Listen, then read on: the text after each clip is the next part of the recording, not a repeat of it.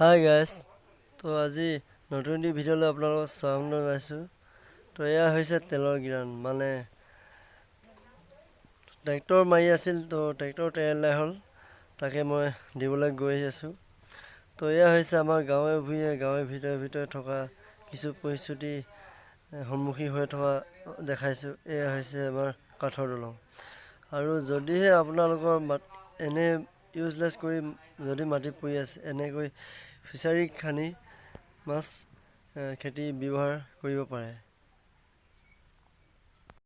যেনে চাৰিওফালে পানী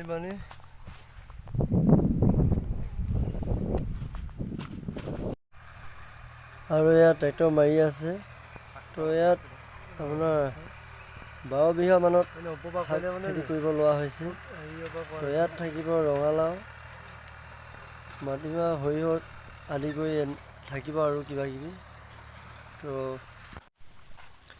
আৰু দেখিছেনে বন্ধুসকল, তো এয়া যদিহে আপোনালোকৰ মাটি আছে সৰহকৈ, তো এনেদৰে ফিচাৰী খান্দি কিছু পইচা উপাৰ্জন কৰিব পৰা যায়।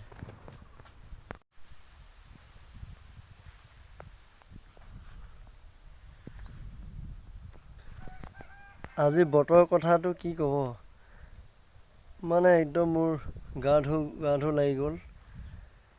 তো